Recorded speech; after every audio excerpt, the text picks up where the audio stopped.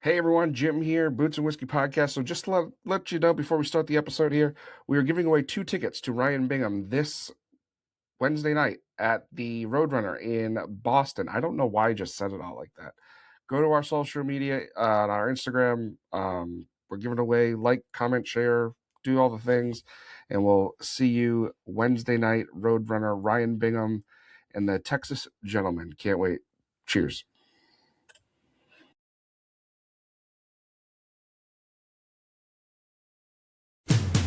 And now, after years of planning, sweating, and going broke, here is the Boots and Whiskey Podcast with Jim Belisle. And alert the media. Why they would give this man a podcast is anyone's guess. Then there is what could only be a bizarre coincidence or something else. Welcome to the Boots and Whiskey Podcast with Jim Belisle. Fat, drunk, and stupid is no way to go through life, sir. Country music and fine moonshine. Finally, a podcast that lets it all hang out. Let's level with America. Got your boots? Ready for some whiskey? These boots are made for walking. One of these days, these boots are gonna walk all over you.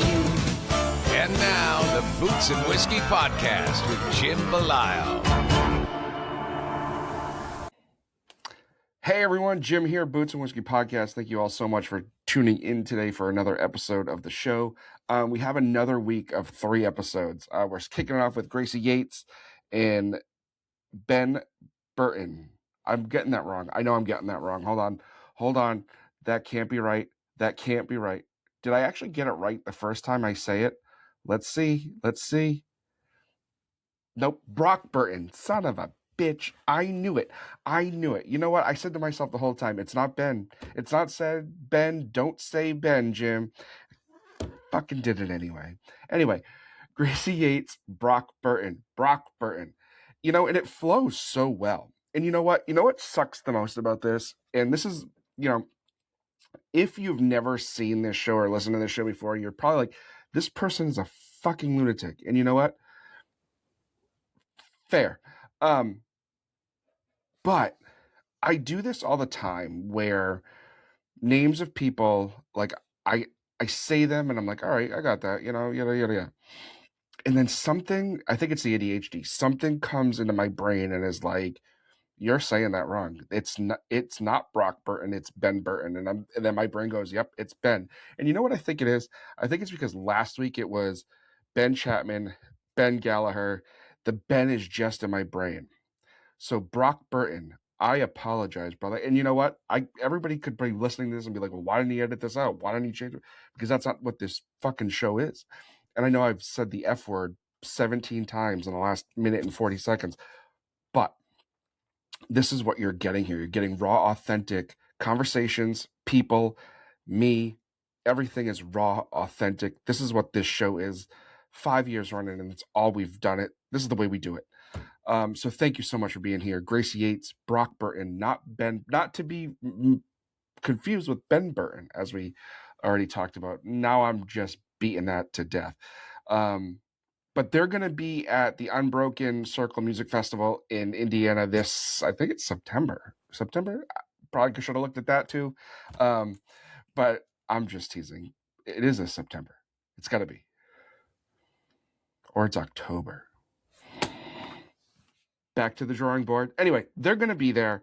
And we had this conversation with them a little while ago. But it's one of those things that I suck at time management, right? Sometimes, as we all do.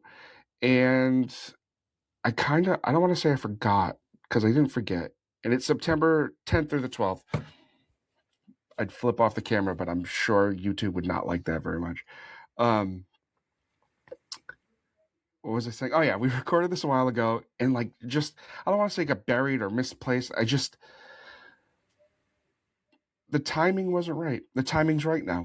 Is it? I don't fucking know. It was probably right when we did it. But anyway, I have yammered on for 3 minutes. I've never opened a show like this before, and it's all because of Ben Burton. Brock Burton. I was just kidding. God. Anyway, they're here.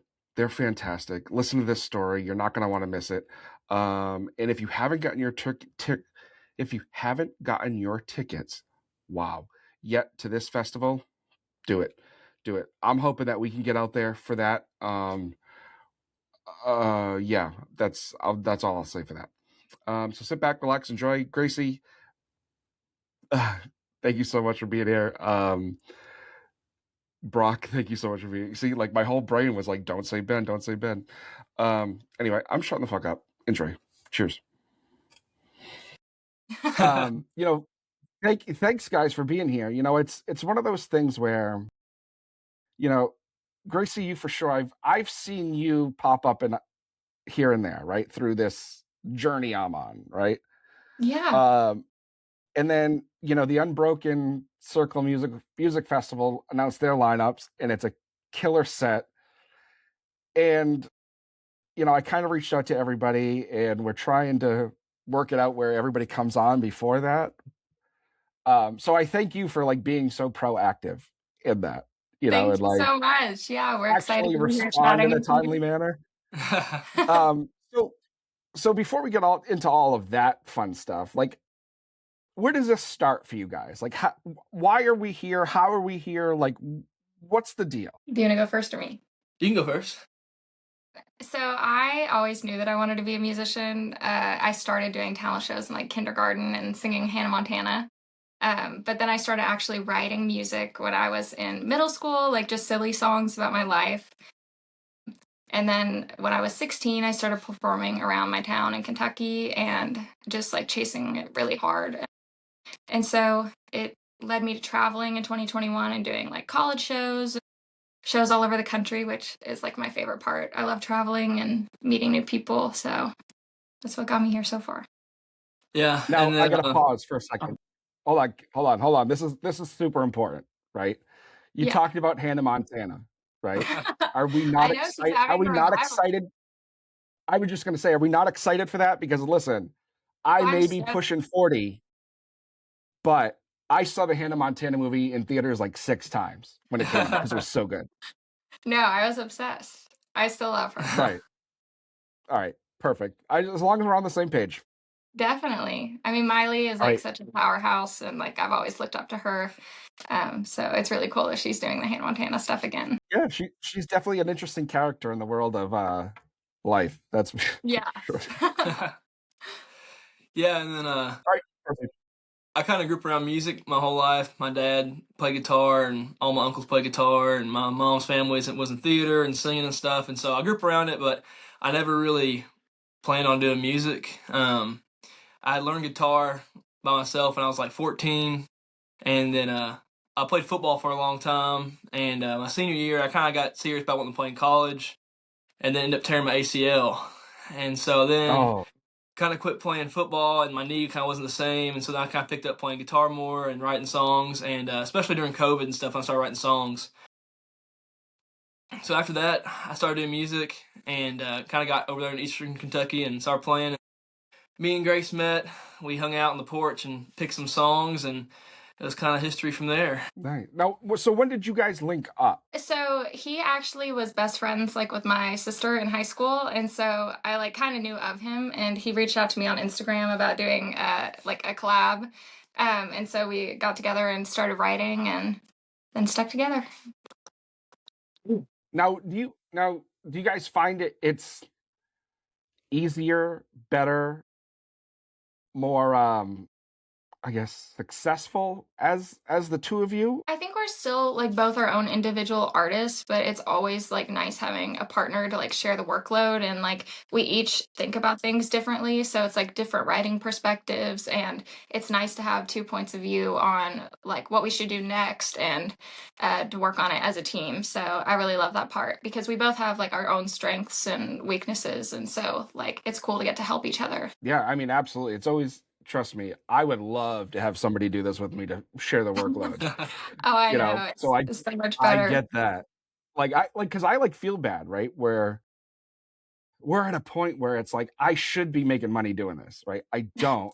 So if anybody out there is listening or watching and wants to like, you know, help, that's fine. But like, you know, it's right. You know, but like I work full time. I do, you know, I have 2 kids. It's not just you know, PR people or artists are like, well, why aren't you answering my emails right away? It's like, because I have a life. No, Like I literally just got a message like that, and they were like, "You are not Lady Gaga. You're not that busy to answer me." And I'm like, "You don't know anything about my life. I haven't been home in 2 right, months." Like, right, people don't get it, and it takes a lot of work and dedication. So I totally get it. right. And I'm at that age where it's like, if I sit down, like, forget it, Yeah. forget it. I'm not getting up for a little bit. I'm 25 and I'm still Um, awake. you're 25. Yeah. You guys are just getting younger and younger as I do this. I swear to God. So, you had said you wanted to, you knew kind of like right out of the gate that this is something you wanted to do, right? At what point, and I love asking this question, but at what point does someone say to you, hey, this is what you should be doing and you just have to do it? Or is it something you realize yourself and just say, fuck it, I'm doing this? Grateful that I always knew that that's what I was meant to do. I've always been really passionate about it. I was like filling out forms when I was in school and they'd be like career planning and I would like X everything out and write rock star. And then, but I'm Nice. also really lucky. My parents have always supported me 100%. They wanted me to have a backup plan. So like I did STEM camps and stuff when I was in school and did like computer programming, but I always knew that I wanted to be a musician. And so I just started working really hard. I was gigging all the time in high school. I literally left my graduation and played a show. But I think it's just something that I always knew I was meant to do. Your turn. Oh, okay. Honestly, I'd say when I started going down to Corbin and playing, there are some people there that have really been in the music scene for a long time, had seen a lot of great artists, and love music, real big music lovers. And when they told me that the songwriting, the stories I was telling really meant a lot, and that they thought that I could really do it, and being around great artists down there and open for people kind of gave me like the view of what could be, and maybe when to go out and get it. And so I think we've been, this last year and the year coming, a lot of dreams and like goals have been met and are going to be met. I know before, I had the dream of playing the Burl, and then we're playing that. She's playing the night, and then I'm playing April 2nd, and she's gonna be with me too. And like playing Little Cove, that was a bucket list place I wanted to play for years, and I got to play it a year after. I've been doing music for like a year and a half now, and just really blessed to have the opportunities we've gotten. So we're really excited. Damn. Yeah. It's funny how this industry can go, right? Where it's like you could be, like you said, just starting, and then months later be playing rooms that you always wanted to. Yeah. Yeah. It is Now, crazy what do too. you think? Oh, Oh, sorry. Go ahead. go ahead. No, I no, was saying, no. like, with us two doing it together, it's cool. Like the opportunities we can share is like there's things that I would have never got to done if me and Grace weren't working together, and then there's things that both of us wouldn't have got to done if we weren't playing music together. So it's really cool how we work with each other. I really enjoy it. And social Yeah. media is like such a big thing, like being able to help each other with that on like filming. And then for the festivals, like part of how we got involved was we just wanted to be a part of it and to help support the music community. And like we were reaching out and asking like, do you need help with social media? Because that's like something that I've done a lot. And so just being there and getting to create content and like help support the other artists, we were just excited to be involved. And so the fact that we're playing this year is just so cool. Yeah, I learned that I was the worst interviewer ever on earth. I'm not meant to be an interviewer at all. I know a funny moment. We we were interviewing artists at Unbroken last year, doing like short clips and stuff, and I was so awkward because I've never done it before. And like as a musician, like when people come up and talk to me and stuff, and ever like want to sign something or take a picture, like I'm all for it. Like heck yeah. But when I'm on the other end of it, I get nervous. And so You know, I know Silverado had just played, and literally I listened to him and I know him, and we were sitting there doing an interview and actually said Silverado. When I said, here's Silverado, and he looks at me and goes, hey man, it's Silverado. And I was like, oh my gosh, that was awkward. And I was like, yeah, I'm you not cut should out have to be an said, interviewer. no, you're fucking Mike and the Moon Pies. Cut the shit. But yeah, it was funny. We had a good time Unbroken the last year. Our honest awkward interviews, I think we did pretty good. It's funny you say that because I'm a very extroverted person, right? Like Yeah. I am a people person through and through, right? And I'm kind of like the opposite, where like when it comes to like these conversations, like no problem, right? Not a big deal. But like when it comes to people I see at shows or whatever that like recognize me from doing this or whatever, I'm like, please don't talk to me because I don't know what to say to you. Yeah. You know? And it's weird. And it's like it's one of those things where I don't know if you've seen it, like, you know, turn off the cameras, just have a moment with artists that you know, right? Or look up to or whatever. Like for me, those are less stressful than when they come on the podcast, right? Like, you know, like we had Treaty Oak Revival on here a couple of weeks ago, Yeah, that was and awesome. I had thank you, and I had seen them backstage at a show before they were even on the podcast, and it was like no big deal, just shooting the shit, having a grand old time, and like before, like I'm sitting here before they jump on, and I'm like sweating. I'm like, what am I gonna say to these guys? You know, and it's like, dude, that doesn't even make sense. You know, Yeah, I would be but too. It's all right. Yeah, same. We were at and like Unbroken. We were sweating. Yeah. yeah, I bet, because it's like it's that moment of like uncertainty, right? And because it's Yeah. like they talk about never meet your heroes, right? And like there's a big part of that, you know, where I've met people that I was like, this person's gonna be great, and they turn into a complete asshole. And vice Yeah. versa. You know, I've thought people are gonna be total assholes, and they're like, wow, nicest person I've ever met or talked to in my entire life. Yeah. It's funny how that works out, you know? Never judge a Yeah. book by its cover. You know, you're absolutely right. Absolutely right. Like, have you opened or played with people on festivals or whatever? Because I hate saying that you open for people on festivals because it's not, to me, that's not how it is, but it is.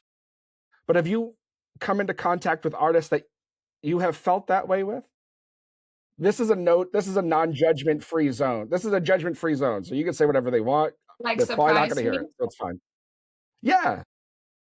I would say like there are artists that I connected with differently that like became my friends that I kind of like looked up to a lot and loved their music. And so that was like a really like something I wasn't expecting. You know, like in my head they were like different levels than me, but then like getting to talk to them and they're just like a regular person doing the same job as me, that it was really cool. So that surprised me a lot. And I was grateful for those opportunities. Everybody goes through like negative experiences with people they wish that they Oh, yeah. didn't meet that they respect. No, a cool moment last year was getting to talk to Cole Chaney.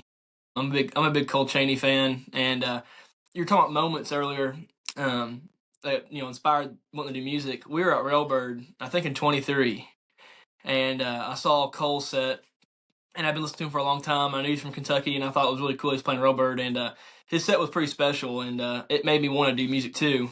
And so getting to talk to him about that, and like we interviewed him, and then afterward we talked for like I don't know 30 something minutes or longer, just hanging out, talking about music and life, and that was a cool moment getting to talk to Cole. And so I'm looking forward to getting to play with him again at Laurel Cove too. So yeah, it's cool. It's different. The people we look up to, there's been so many people we've met this year that I look up to and listen to for years, like since I was young. Like we opened for Drayton Farley this last summer, and like I remember Oh, I telling my love dad about Drayton. I remember telling my dad about Drayton Farley 2 years ago after deer hunting, showing him music, and getting to meet him and play with him was just crazy. And so it's like, man, that's him right there. You know, it's like holy crap. And then Somebody like that's been on your Yeah. playlist forever. and then but then you remember it's like they're just they're people too. Like they're fun to talk to and hang out and but it's easy to be starstruck sometimes. Like damn, he's right there. Yeah, you know, it's funny you mentioned Drayton because I've been doing this now 5 years, and Drayton has been in the ballpark, right, this whole time. And we just saw him recently open for Charlie Crockett, right? And I'll say it till I'm blue in the face. I'm not the biggest Charlie Crockett fan. Like I don't just not a just it's not my thing, right? But like looking back, I could have left after Drayton and been like, that was the one of the best shows I've ever seen. Yeah, He's incredible Because live. For sure. he was absolutely fantastic. yeah. No, his band too is so good. His slide player, man. When they played, we opened for them. We watched them play. I was talking to our guitarist, and I was like, man, this guy hasn't missed a note. And like his tone was awesome, and like No, they're so good. they're just professional and they're great. And it was a cool thing too. After the show, they all hung out and talked. And Drayton's a great person, and his wife's great, and his friends are great. Yeah. So we had a got lot to of hang fun. out with them at Unbroken last Yeah. year, and it was so much fun. Yeah. Do you want to tell them about Now- when you were around the house? Oh yeah. Yeah, when we opened for him, I'm a big Drayton fan, and I think he was playing Norfolk. Norfolk Blues. Yeah, it was Norfolk Blues, and we were signing some merch and selling shirts. And he started playing it, and we were playing at this cabin, and I took off sprinting around behind the cabin and about tripped in front of everybody in front of the whole set because I was trying to get a video. There, and it was like wooden boards, and Brock like just sprinted around the side of the house and almost wiped out. Yeah, It was so funny. And Drayton's dad was there, and I think he thought I was crazy or something. And he was like, "Who is this guy?" No, but 1 second later, Brock was like popped up with his phone recording. Yeah, It was so funny. You know, it's funny you say that because I've been in situations like that myself where, you know, even though, you know, we've all been doing this a while, right? You on your side, me on my side, right? Do you still get those moments of like, I don't belong here, or that like imposter syndrome of like, this doesn't feel real? I feel like that all the time, especially if somebody asks me for advice. I'm like, "You want my advice?" What? Right. Like, I don't know what I'm doing Right. most of the time. I like figure it out as I go. So it's always weird when you have experiences like that. yeah, You know, it's definitely strange. go ahead. Oh, I'd say it's definitely strange. Like, you know, a couple years ago, that I was watching these artists, and then like we played a show with the Creekers at the Bell Theater, and it was sold out, and it was just kind of a surreal moment. Uh, you know, been watching these shows for a long time, and to get to be on the other side of it was pretty special. Yeah, it was so Yeah. cool. I was like doing my glam backstage, and all of a sudden, they all walked in, and I'm like, "Oh my god!" Yeah, you know, it's funny because this year, my oldest has turned 10, right? And he's starting to really kind of realize like, oh, dad has a pretty cool hobby, right? Where he gets Yeah. to do all these cool things, right? So, like, I brought him to PBR here in Boston, you know, at the beginning of the year, and like he got to see things from a different point of view, right? He got to see it from the side where like not the, you know, quote unquote, I hate to say it this way, but like normal people would see it, Mhm. right? And he was just enamored. And then he's really started to get into like Lee Bryce and, you know, a lot of those artists. And Lee had played a show not too far from where we are, and his mother had gotten tickets for him and all these things. And I had ended up going with him. And I just shot Lee's people an email and I was like, hey, like, it's my son's first concert, loves Lee Bryce. You know, if there's anything possible, like, it would be great. If not, cool. I get it. You know, it's always no unless you ask, right? Yeah. Yeah. So they were like, yeah, we can put you on the meet and greet list with Lee, and you know, your son can say hi and all this stuff. And so like I didn't tell him until like the day before. And we get there and it's just us and Lee. There wasn't like a line of That's people. awesome. And I was like, oh shit. Like now this kid thinks like I can just do it all at this point. Yeah. And like I was, you know, and he had the best time. You know, he had a great time. And like I feel bad because his mom will take him to things and he'll be like, well, is it like when dad gets to, you know, bring us to this place or get behind, you know, get all these little perks? And she's like, you've like totally fucked this up for me for the rest of his life. You know? Pro dad moment. Like, that is so cool that you got to do that with your son. And like, I'm sure Yeah. that'll be a memory for him forever. It's so funny. Like, I kind of had the same experience with my younger siblings. I have age gap siblings, so they're like 8 years younger than me. And so when I was in high school, like playing bars and venues like all over the place, they would have to come with me because my dad would come like run my sound and set it up. And so they were always like hating it because they were like, I'm here after school, like this is boring. Who listens to her? And so then like they still kind of like don't pay attention to it. And until like I was telling them about the festivals and they were like, meh. And then they saw the lineup and they were like, can I go with you? Right. I'm like, It's okay, funny so how that works. I'm cool now. Right. And you know, it's one of those things where it's like, I'm sure you run into it all the time where it's like, you know, you finally, you not finally, but you all of a sudden have all these friends that you didn't know existed once things are going well. And they think you can get them wherever you are. Right. And it's like, Yeah. first of all, that's not necessarily how it works. And two, it's like, fuck off. You know, like now you Yeah. want something because this is going well. Like, get out of Exactly. here. And I love helping other artists and like supporting people, and like I'm a friendly person. Like I love supporting other people, but it sucks when somebody like didn't want to be your friend before and then randomly comes in and like likes you now because Right. your opportunities or whatever. So Yeah. Yeah. Like I it it's how do I put this without sounding like an ass? Like I know it's hard to it's word politely. it is because it's like you don't know unless you're in the situation, right? Like, and Yeah. and that's why like I have artist friends where like I feel bad when I ask for things, right? But Yeah. they also know that I'm only asking so I could support and do and put it out there. I'm not doing it Yeah. because like I love going to shows, don't get me wrong, but at this point like I don't need to go to every show, right? But there's shows I want to go to, right? Yeah. And you know, I will support anybody I think and this sounds bad too, that I think is worthy of the support because they're doing it the right way, if that makes sense. Yeah. No, that makes 100% sense. And I think that like you can tell, and I try always to be like a giver, like there's a difference when you're giving back to something and you're not just like taking. Right. Right. It's like, and I tell everybody, like, listen, like, if you have me out, one, thank you very much. And two, like, you're going to get featured on all of the socials, like, Yeah. not to sound like an ass, but like, we have quite the audience. It's not just 100 people looking at it, Yeah. No, you've built something that is really awesome. And I think artists are lucky to be able to promote and like experience your platform and stuff. So I think you're definitely giving Well, back and helping artists a lot. I appreciate that because it's like some days it feels like I am and some days it feels like I'm not. So, you Yeah, know, I think everybody has those uh, moments, like where you doubt where yeah, you're at or if you're doing enough. But I think that the proof comes out, you're doing yeah, awesome things. and I'm sure it's like you guys where it's like there's times where you have to say no because it just doesn't fit either where you are or what is right for you or anything like that. And like I don't know, correct me if I'm wrong, but do you have a level of guilt when when those situations arise, or is it strictly business sense at that point? I get guilty so bad. I used to have this thing where like my mom always told me like never say no to an opportunity. And so like I took that to heart and I said yes to like everything. Yeah. And so now I like have struggled with that a little bit now that I can't do every opportunity because I like respect them all and I'm like I should do it. I should be everywhere at once, but you can't do that and you got to conserve your energy and your time and I'm a workaholic.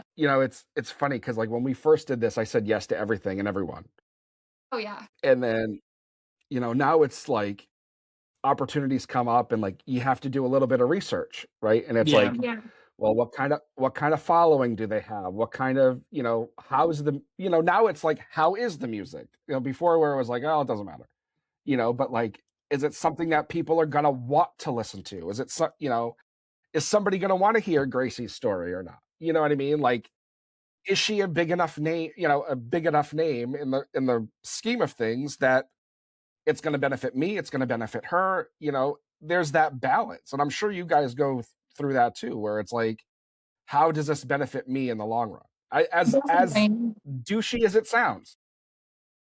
No, I totally get it. I think that once you get to a certain point in your career, you gotta like decide what is best for your business and take the opportunities that make the most sense for like your brand and all of that kind of stuff. So Now I love that you said that because this was going to be my follow-up to what I said anyway, but you've played right into it.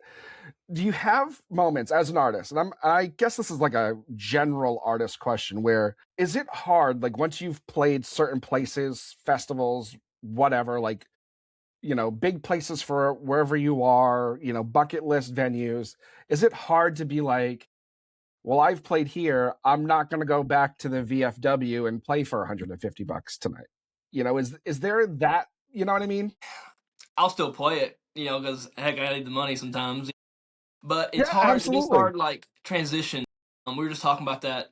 We were on tour some, and it's just strange to go from playing like a sold out show to playing a bar where no one's listening for 3 hours.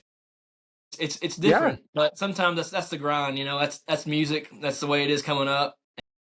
I feel like you kind of got to put your head down and just work. That's kind of part. Like, there's the good things and the bad things, and sometimes you just gotta do it. Yeah. And it helps you. It helps too, like new songs and stuff. And I think it helps like your showmanship, like how to retain someone's attention.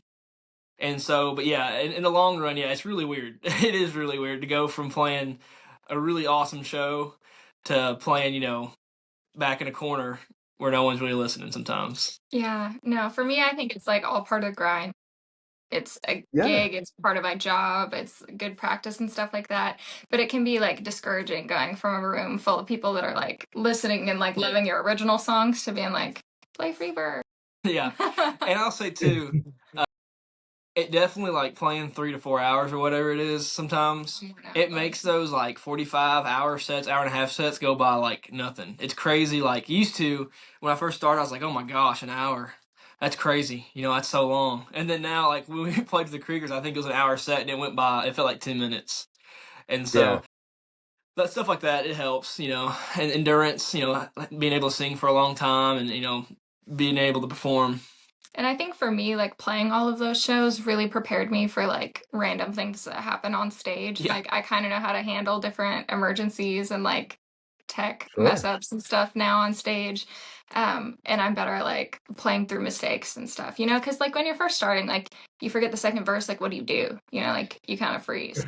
Yeah. I started like when I first started, I would just like make up random stuff. Now, like it sucks when you forget something, but you can kind of just like move on. I have ADHD, so I struggle with getting distracted on stage so bad. Same. But yeah, it's like so much to think about, and I think all of that practice and repetition really helps your stage presence. Yeah. We got a lot of funny stories too from like shows like that and Yeah. wild times, and they're always interesting. There's always something to entertain you. Like at the Creeker show, guitar, like my acoustic guitar channel, like wasn't turned on. Oh yeah. The entire time. I was like, I can't hear it. But we only messed up like the intro a couple songs because I couldn't hear like my lead in. But the rest of it you couldn't even tell. So it worked out good. Yeah, there was one song. It was like Panic came over, but you couldn't tell. It's in my brain. I was like, all right, because I had to play her part, and I had to really play it in practice. And I was like, all right, I really got to focus here and not miss this. No, Brock saved the day because it was a song that I started, and it was like only my acoustic guitar for the beginning half of the song. And I like look at Brock, and I'm like, I can't play it. And so then I was like, the sound guy, I was like, her guitar's not on, and then nothing happened. I was like, all right, I just gotta play it. I just gotta go with it. And yeah. But Brock played okay. it perfect. He did a great job. Like, and I'm thinking about it because, like, I'm basing it off of like how we do things here, right? Now, when you do those, shows that maybe aren't, I don't want to say desirable because that sounds bad, right? But like, you also sometimes those are like the best shows to play. Like, you don't expect them to be as good as they are. Oh yeah, there's always like random opportunities that pop up or like somebody that you meet at those shows that like sticks with you. And like I've met so many friends at smaller shows like that and like different venues and stuff that you wouldn't have expected to meet there, or like somebody that you inspired. Like some of those bar gigs were are some of the fans that have stuck with me the longest and like listen to my original songs and they'll like request them, like when they saw me around town, they'd be like, your song makes me feel like you're in my head. And so it's definitely rewarding. Yeah, and there's definitely some special places too, like friends and meeting people, and this is what she was saying. Like, not all of them. I enjoy a lot of them, but then there's some, like I said, people talking. But there's always good and bad situations. But I think you always gotta be grateful to play your music, no matter what. Have the opportunity to still go out there and get to play. Yeah, absolutely. Now I need to ask about how this whole Unbroken Circle thing came to be. Was it because of what you were doing there last year, or was this just like how did you get asked, or what was the process like? So it originally started because Unbroken had to fill a spot on the lineup, and so they had a competition for people like on social media. And so Brock and I were like, I don't know if we have a chance to do it, but we just made this like silly video. Like I'm like doing a cartwheel or something in the background, and there's like puppies in the video. And we're like, we want to play for you. And so the video did really well. And we reached out after one of our good friends, Wes Ship, got the spot, and he absolutely killed it. He did such a good job. But we reached out to Drew before the festival and asked, like, is there any way we can help or just be involved? We want to support y'all. We know that you like, they had made a post asking for help with different things. And so I told him about like my experience with social media and if he needed anything like that. And so he was super nice and invited us both out to do social media, like content creation for the entire festival. And it was like one of my favorite weekends of all time. You know, it was like amazing music. We got to meet so many inspiring musicians and make a ton of friends there. And so we had sent Drew our music whenever we were like applying to the competition, and he loved it and stuff. And then after connecting and like working together, he was like, I got to get you guys back next year. So we've been super excited about it, and it's an incredible opportunity. That's awesome. You know, it's one of those things where it's like last year we had heard about it, wanted to go. This year I really want to go.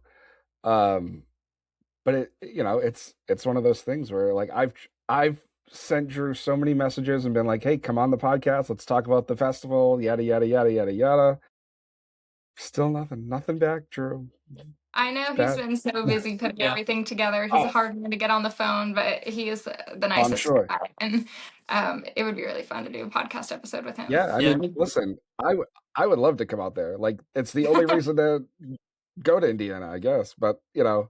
It's crazy, too, what goes into these festivals. After being behind the scenes of a couple now and, you know, getting to know these people that run them and stuff and become friends, it's crazy how chaotic it can be. It's like these guys, I feel bad sometimes because the guys that run these festivals, they put their heart and soul into it. And a lot of times they're so busy they can't even get to watch. You know, they're running around, getting things organized, getting things on stage, taking things off stage, you know. And so it's a special thing all those guys do running these festivals, too. It's really cool. Yeah, you know, I've only been to one festival at this point. We went to Country Calling in Maryland last October. And, you know, that's 3 stages. I can only imagine how that, you know, and that's massive. That was massive. Yeah. I have never seen anything like that in my entire life. Oh, yeah, right? It's crazy. I remember Blackberry Smoke pulled in last year with a semi-trailer full of gear, and they were unloading it. Yeah, 2 semi-trailers. And like everyone was like, Drew was running around getting things organized, getting the guitar techs ready and stuff, and they were getting the guitars ready, and people were putting things on stage. It was like, I was amazed by how much gear. I had never been back there around that big of acts, and I was shocked. I was like, wow, that's a lot of shit, you know, that's a lot of money and a lot of work. But, you know, all the people, man, they work their butts off these festivals, and all the stage crew and everybody. I mean, they were awesome. And you can really tell, I mean, the festivals are such a special environment. Laurel Cove last year, I mean, John was running around like crazy, but it's such a magical festival and just a completely different experience. And I know it's because of all the hard work that the organizers put into it. And we're super excited to be at North Springs this year. We didn't get to go last year. But I've wanted to play for years. Like, I was talking to Dustin, and me and my mom had emailed him about me playing like a couple years ago. And so when I was pitching us to play this year, he was like, I knew that I recognized your name. And so he had like looked back in his email and found where I had like wanted to play a long time ago. And he was like, well, now I got to have you on because I had been like, wanting to play for so long. And so that was really cool. And I'm so excited to get to experience North Springs because I've heard it is really fun. Yeah. That's awesome. So now let me ask you this, right? We've been talking a lot about what we're all doing, you know, individually, but like as it comes to, you know, the two of you doing this thing together, like, is this kind of like the plan going forward? Is this, you know, is there a plan? What's the year look like? Well, the rest of the year now at this point look like for you guys? Like what is the thought here? So we have both been recording new songs, and we collaborate a lot of the times like in the studio. So he'll play guitar for my songs and like sing some harmony, and I'll sing harmony on his songs. And then we also have some duets that we've been working on, and we write together a lot. So it's definitely like a mashup, you know, of 2 different artists, and we share a band. So it's I think a unique set because we kind of go back and forth between the 2 different songs, but we both collaborate on all of them. And so it's like a mix of our individuality and like our individual music, but still a shared set, which is really fun. Yeah, we're super excited too, getting a lot of new music out. I've had 3 songs done for a while. We recorded 2 of them with Justin Eckerd. I don't know if you know him. He worked with Old 60 and Sons of Habit. He's great, super fun, and worked with a friend named Will Snyder in London, Kentucky. And so we've had these 3 for a while, and we just uploaded the one last night to release first, and a couple. I think April 3rd is coming out, and so we're really excited, and gonna hopefully release a couple more during before these festivals and get some more singles out. I know Grace has got a handful, 4 or 5 songs that are almost done, so I know a lot of new music will be out for us this year, and so we're super excited to hopefully get more streams, and more people to hop on the train and support us and get to show them new music. Yeah, I'm so excited to get some new songs out there. I haven't released anything in a while. And then my last EP was my first like independent release. And so the next songs that I've been working on, I feel like my songwriting has grown a lot and it's a cool mix of genres. So I'm excited. That's awesome. That's awesome. Because like I love what you guys are doing. You know, it's it's familiar and new, if that makes sense, right? Like Thank you so much. That's like awesome. yeah, like I love, I talk about this a lot, and I used to talk about it even more, but like there isn't enough, and Brock, nothing against you, bud, but like there's not enough female artists that are getting attention that should be. No, not at all. And I think it's like a male dominated industry. There's a lot more men that are in the field that are like um I don't really know why 100%, but I think that they have an easier time like getting on the festivals and stuff like that. And so I think it's really such a cool opportunity that I've been invited out and that they are supporting like women in the music industry and getting them on those lineups. And so I think it's really awesome. And I'm super proud to be playing Holler Girl Music Festival this year, which is like an all female lineup. I'm all about the girl power and I can't wait. Yeah, I've said it on here a bunch, where it's like, the guys and girls at the top, right? It's the females that are at the top of this. It's like one a year. Like it's like, who are we gonna push this year? Like Yeah. last year, maybe the year before, it was Lainey. This year and probably next year, it's gonna be Ella. Like, and then what?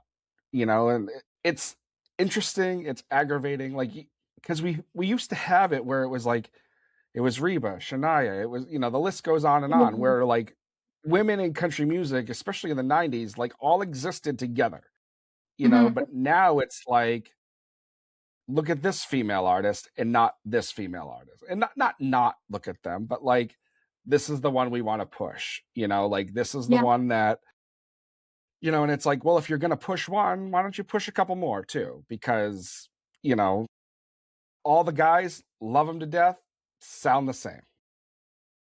They're all saying the same shit, but from a different, I think for sure, like, I think it's important to have unique perspectives, like, I think it should definitely be a mix of, like, talented girls and men, and, like, I look up to so many amazing women in the music industry that have incredible music, and so I think it's really inspiring seeing the women that are, like, pushing the boundaries and, like, breaking the glass ceiling and working on their songs and rising up. Yeah, but like, I agree with you, right? But I hate when they put these girls out there and like make them part of my language. We swear a lot here in New England, but like make them a fucking spectacle. Like, you know what I mean? Yeah. Like Megan Maroney, perfect example. You know what I mean? Megan's voice is great. Her songs to me are a little questionable because I'm a guy and she's bashing us, which we probably deserve. But like, you don't need to throw her out there in a fucking sparkling pink dress for an hour and a half. Like, let her be her, right? Because she didn't come up playing bars in a sparkling pink dress. You know what I mean? Like, just let these girls be who they are. Yeah, I think it's definitely like a mix. Like if a girl feels like her brand is 100% sparkles and like glam, like go for it, like, and support that. If a girl wants to get up there in like jeans and a t-shirt, like hell yeah, girl, you look amazing. Yeah, Like absolutely.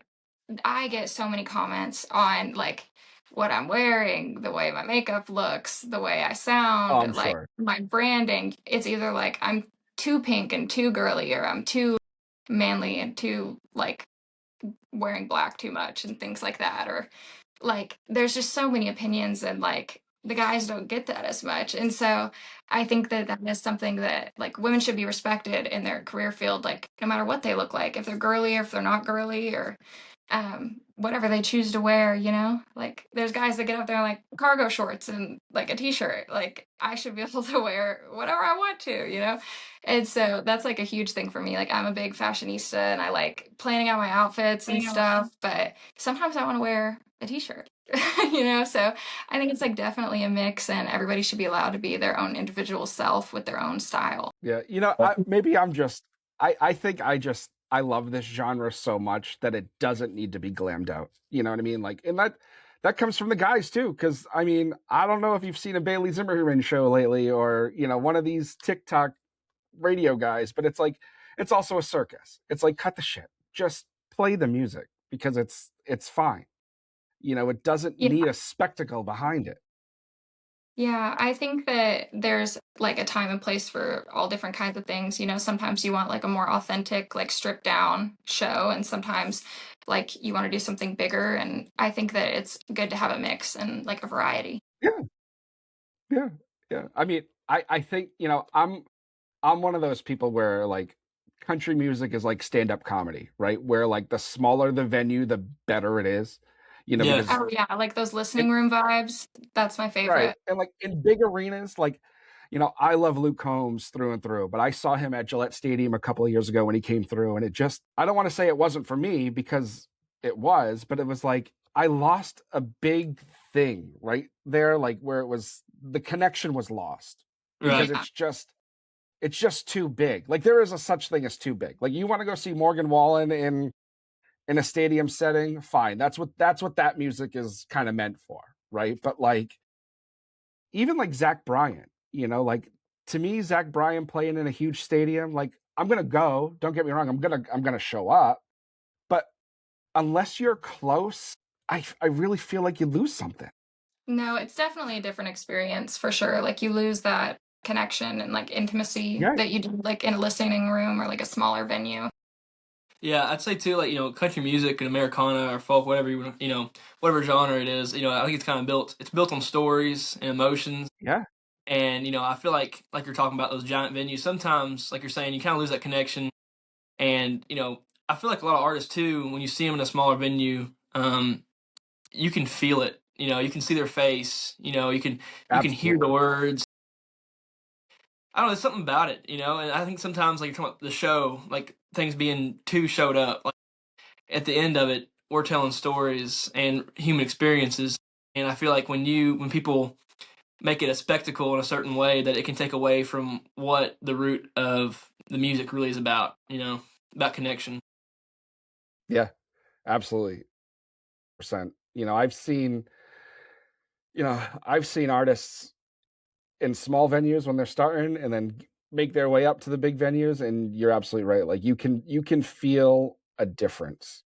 And I kind of hope it starts to swing back another way where it's like they start playing, I mean, I guess superstardom for a lot of these people, especially the way the genre has been in the last few years, like it's going to be a while before that happens. But I think we're gonna see a different world once it does happen, because the pendulum's eventually gonna swing back, right? Where For sure. We talk about that all the time, like how like new stuff always becomes like the bigger thing. So like something's definitely coming next because that's just the way like it works. It's like cycles, So Yeah. I'm excited to see how everything grows and changes. Yeah, I really think like we've been leaning into the rock a little more southern rock in some songs, and I feel like some of that sound is coming back from the 70s and that like attitude with music. Yeah. So I feel like totally it's kind of how the 60s. The 60s like singer-songwriter stuff, and like the 70s was all about rock music in a certain way, and it was still storytelling. And so I think I've been listening to that genre of music a lot to inspire me in a certain sense, to kind of try to channel that energy and write that way, because I really do feel like music is starting to shift just a little bit back to those times. Yeah.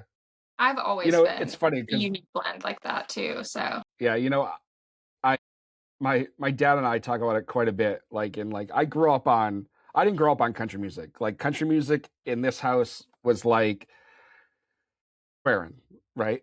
But we talk about it now. I grew up with a lot of classic rock and stuff, and I talk about it with my dad all the time. Like those southern rock bands from like the '70s, the 70s, '80s, like the Molly Hatchets, the Allman Brothers, the Leonard Skinnards of the world, right? Those are all country bands if they come out today. Yeah. Yeah. And it's Yeah, just so 100%. weird how it's like it's classified as southern rock now, but like Mhm. it's kind of like you throw Whiskey Myers in there. They're not a country band. That's a southern rock band. Yeah, and it's funny too. That's what we've been kind of experimenting with genres. Like people ask me, what genre you guys play? And I'm just kind of like, it's kind of a lot of genres together, and like we've kind of told ourselves that, and that we want to be our own thing. I want to, a lot of the greats, they kind of paved their own path. Like Childers, no one was playing like Childers that much until Childers, blew up. And then that became kind of the main thing. And so I think creating your own sound and being yourself is in the end what can really make you and put you out there to people's ears.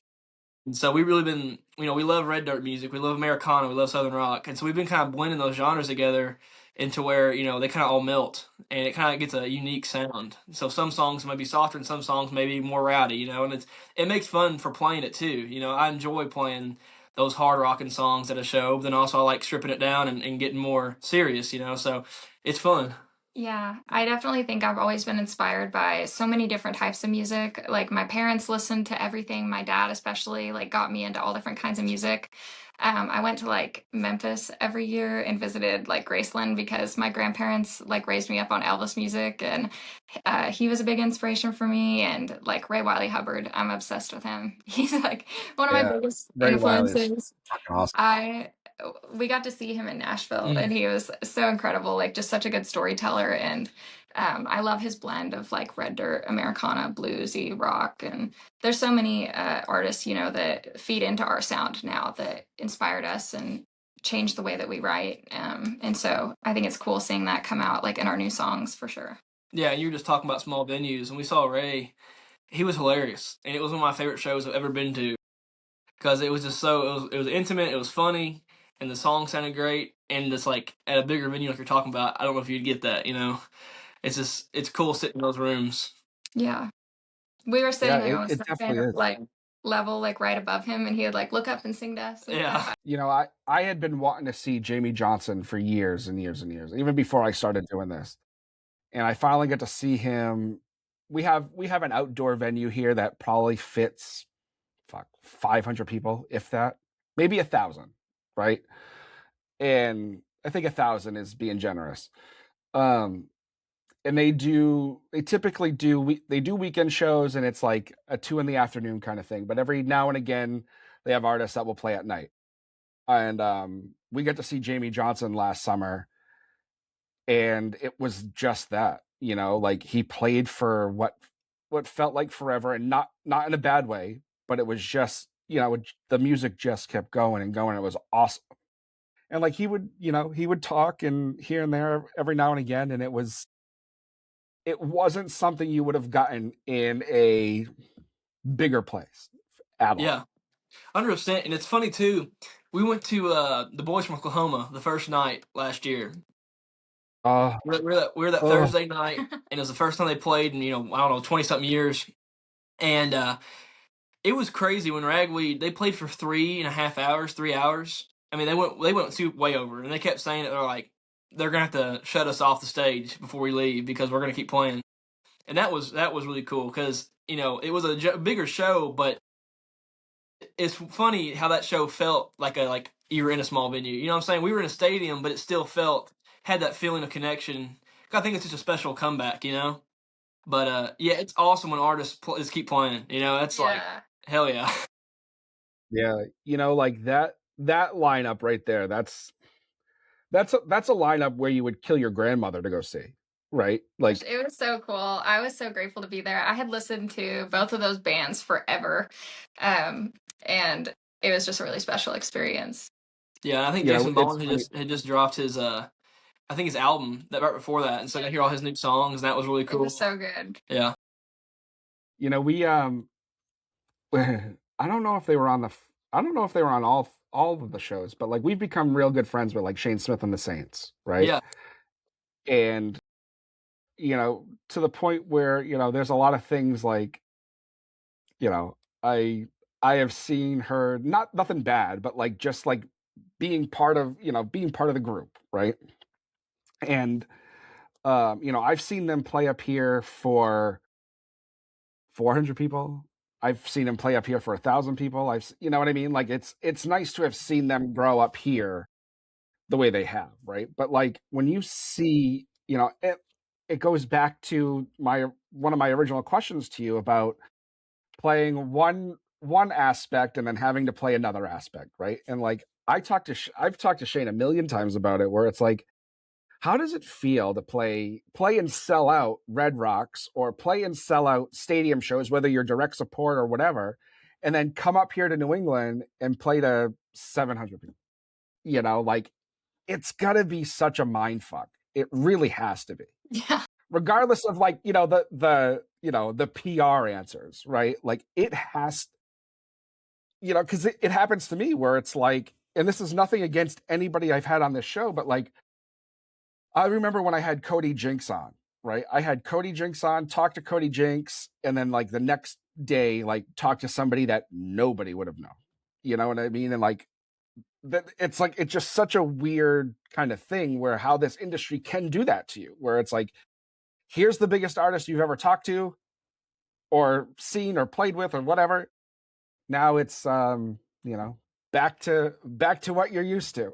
Yeah, what I mean? for sure.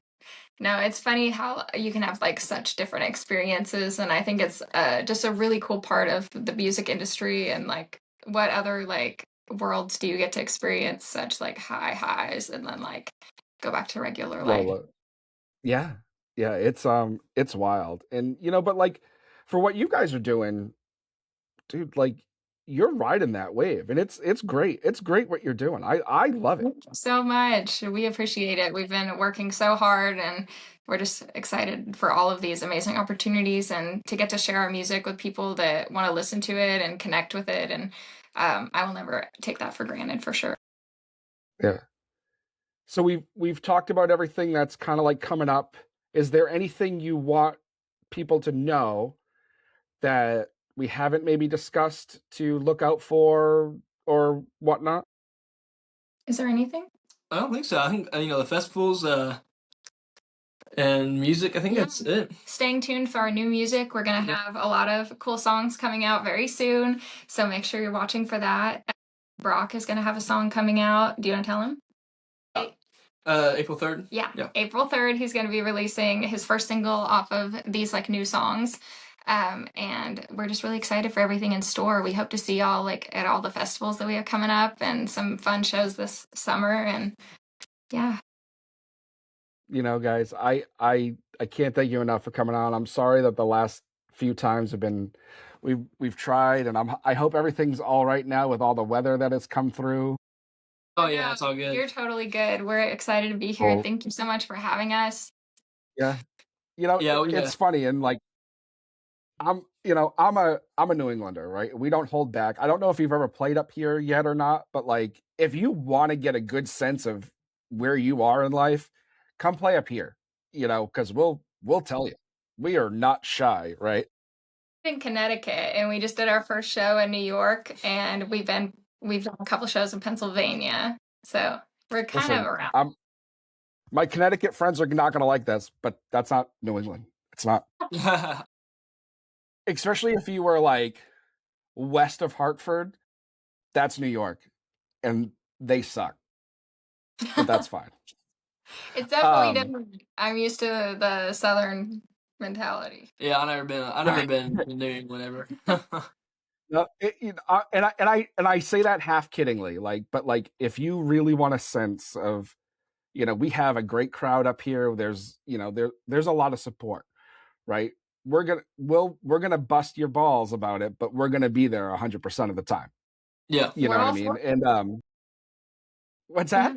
I said we're all for it. Shoot us some venues. Yeah, I will. And but it's one of those things where I'm going to say this, and please do not take offense at all, but like I do these shows blind, right?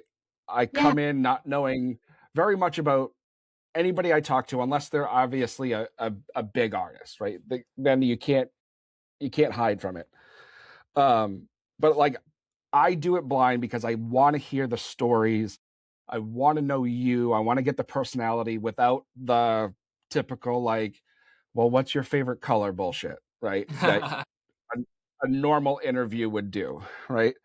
But I gotta admit, like, I came in here like I do with all of them, not knowing how the conversation was going to go or where it was going to go. But I have no problem saying this, but I'm very pleasantly surprised on how this went, and I can't thank you enough, and I really hope to see you guys very, very soon. Oh, thank you so Thank much. you very much. We appreciate it. And it's been so much fun chatting with you. And we're grateful for the opportunity to tell you about ourselves and our music lives and to hear your perspective. So thank you so much. Yeah. Yes, sir. Anytime. And you know what? If we have the, I'm going to put it out to the gods, right? If we have the chance to get to Unbroken this year, dude, we're I don't care about the diabetes. We're drinking. All right, I'm down. Heck So yeah. yeah, so hopefully we'll see you in September, hopefully. Yeah, I'm gonna probably fingers have to crossed. drive That out would be there awesome. because trying to get a flight from here to middle of East fuck Indiana is gonna be impossible. But Oh my that's gosh. fine. I don't think it's too far from Louisville. Indiana. It's not far from Louisville at all either. I mean, because it's like what, No? an hour from Louisville? From Okay. you, like how far is it to Indiana? Driving, Yeah. like I think it's like 18 or 20 some odd hours. I thought it was Dang. not that far. I thought it'd be a little bit closer. That's crazy. Yeah, I didn't Yeah. think that at all. I was thinking like 10 And I hours. think that's like to northern Indiana, I think. Because like where Unbroken is, that's like central Indiana, isn't it? Like kind of That's like on the it's on the Ohio River. It's like the Yeah. Kentucky border. yeah. So it might even be, you know what? I have a $1,000 computer in my pocket right here. Hold on. That is sounding like the hours that we do. We drive some crazy hours on the road. Yeah, we've had some crazy times. We drove back from Colorado overnight. That was crazy. There is a What town snowstorm in coming. Indiana is it? Madison. Yeah. That's right, Madison. Not Wisconsin, Madison, Indiana. All right. So from right now, all right, it's 13 and a half hours driving. That's not real easy. That's not too bad.